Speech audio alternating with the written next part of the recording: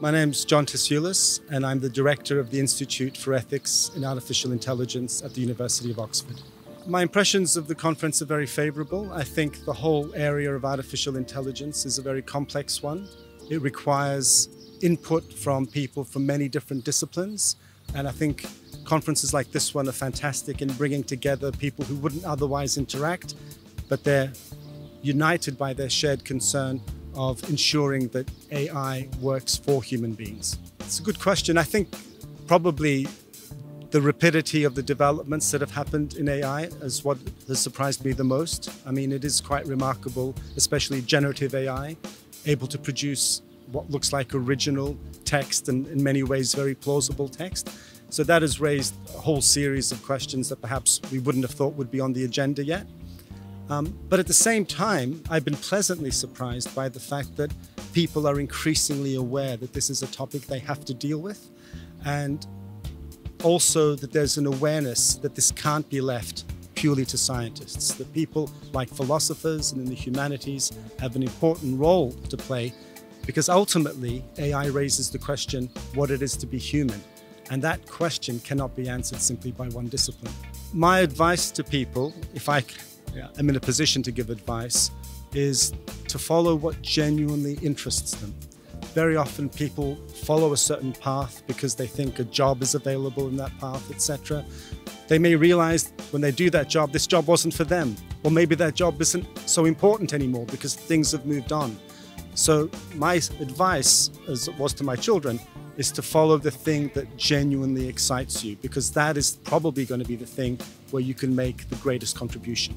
I can't say that he had any impact on my work, except as an example of a huge thinker who fundamentally changed the way we think about things. And I think there is an aspect of that that we need now. We need to think in a more radical way about things like, if there are big technology companies that are controlling a lot of the decisions, maybe we need to think more radically, for example, about democracy. I think this is a great idea. I think there needs to be greater investment in this kind of infrastructure, and we've got to make sure that it's not only private corporations that have these resources, but also universities and governments, because science too has to be democratized. It can't be simply in some private hands. So this to me sounds like an excellent development. The fundamental power of artificial intelligence, I think, is that it can do things that for humans normally requires the use of intelligence. So in a way, it mimics what humans can do. And the challenge that this raises is how can we use this power in a way that improves our lives rather than simply replacing humans because it's cheaper. I think there are a number of threats that arise from AI. The most important fundamental threat is if decisions about AI are in the hands of a small number of unaccountable companies. So there are threats to the environment, there are threats to people not having a sense of purpose because they've lost their jobs. There's threat of living in a society where you don't interact with other human beings, you interact with the machine. I think these are all genuine threats. The way to counteract them, the most fundamental way, is to have a strengthened democracy that places limits on how AI is used.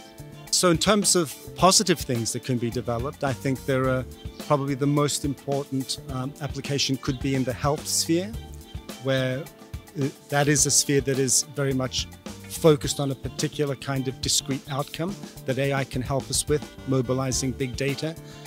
I think the other thing that I was emphasizing in my lecture is that AI might help us with democracy itself, that AI might enable citizens to play a more participatory role in decisions if we use AI tools to create citizen assemblies or to crystallize public opinion and to feed that into legislative processes.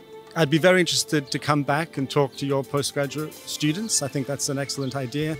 I really enjoyed talking to some of the students after my lecture today, and I hope to do so again.